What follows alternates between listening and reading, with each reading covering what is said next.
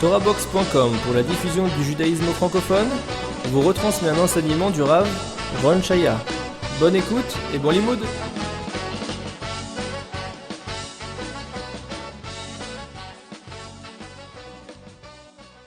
On a fait dernièrement 3 cours sur les tefilines, les halachot. Mais il y a un sujet dont je voulais parler qui concerne les tefilines et qui est beaucoup plus profond. J'ai beaucoup hésité parce que c'est vraiment très profond. C'est le pourquoi des tefilines. En fait,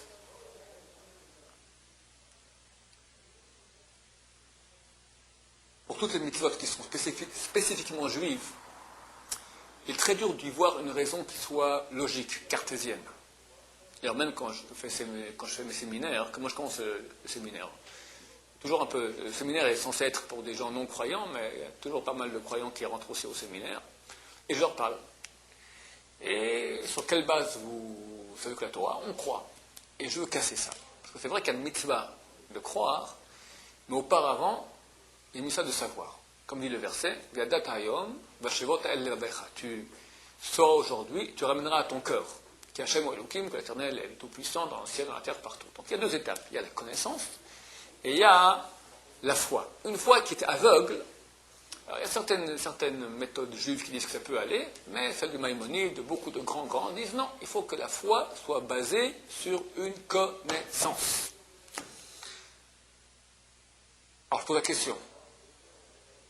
Connaissance, c'est une chose qui est rationnelle.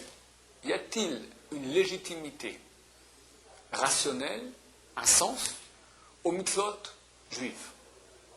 Les mitzvot, les ordonnances qui sont dans la Torah, qui sont communes à toute l'humanité, universelles, du genre ne pas voler, ne pas tuer, être avec son prochain, donner l'homo, ne pas tromper sa femme, ça, pas besoin d'être juif, pas besoin de recevoir la Torah pour le savoir. Dans toutes les communautés normales, dans toutes les sociétés normales, ça existe. Ce qui fait notre spécificité juive, Shabbat, la cacheroute, la nida, les prières, comme on les fait et pas autrement, toutes les mitzvot spécifiquement juives. Est-ce qu'il y en a une seule qui est logique? Je dis aux gens, je vous donne 10 000 euros si vous me donnez une seule mitzvah logique. Bon, parce qu'aujourd'hui, je n'ai jamais déboursé ni 10 000 ni 1. Il n'y en a aucune.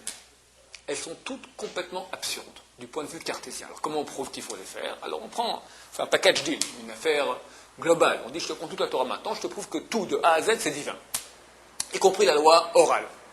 C'est relativement facile à faire dans les séminaires que nous faisons en France et en Israël. Mais qu'on ne vienne pas nous dire maintenant que quand on pose une question du genre pourquoi les tefilines, pourquoi tzitzit, il y a une raison, mais cette raison appartient à Dieu. C'est-à-dire elle fait partie de la volonté divine, et quand on parle de volonté divine, on parle d'un autre registre, tout ce qu'il y a de moins cartésien. Il y a une logique des choses, mais elle est dans la logique divine, qui n'est pas la logique humaine, ça il faut bien comprendre. Donc c'est un cours, si on veut vraiment parler des raisons, d'une des mitzvot qui est le plus importante, c'est marqué que la mitzvah positive, avec les actes, la plus importante de toutes, c'est tefilin. Il n'y a pas plus important. Pas plus important.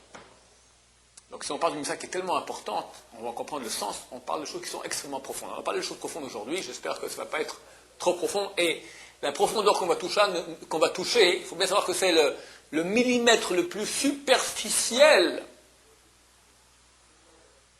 auquel on peut un peu accéder d'une dimension qui nous dépasse totalement. Il faut bien comprendre que ce qu'on va dire maintenant, c'est vraiment la semelle d'un édifice énorme qui monte dans la tête et dans la divinité elle-même. D'abord une question. On vient de lire dernièrement la paracha de Bereshit, la création du monde, la Genèse. Il est marqué là-bas que Dieu a créé le monde en 6 jours. Et 6 fois il est marqué, il fut soir, il fut matin, premier jour, il fut soir, il fut matin, deuxième jour, etc. La question que tout le monde pose, comment se fait-il qu'il y ait un soir et un matin? Alors qu'on sait très bien, c'est marqué noir sur blanc, que les astres ont été créés le mercredi. Et plus encore, ils ont été créés, ils sont restés sur place, ils n'ont pas bougé. Le système cosmique s'est mis en marche, donc possibilité qu'il y ait la Terre qui tourne, qu'il y ait une circonvolution terrestre, lunaire, solaire, tout ça ne débute que le vendredi matin, 14e heure du jour. On prend 12 heures de la nuit plus 2 du jour. La 14e jour de la journée du vendredi, là, le système cosmique s'est mis en marche. Avant, tout était immobile. Il y avait soleil et lune dès le mercredi, mais immobile. Et avant, il n'y avait rien du tout. Or, chaque jour, le premier jour, il est marqué « il fut soir, il fut matin ». Premier jour, quel soir, quel matin? Explication râle et pâquerette, primaire, qui est vraie. Quand on dit soir et matin, on te parle d'un laps de temps, de 24 heures. 24 heures peuvent exister sans qu'il y ait soir et matin réel.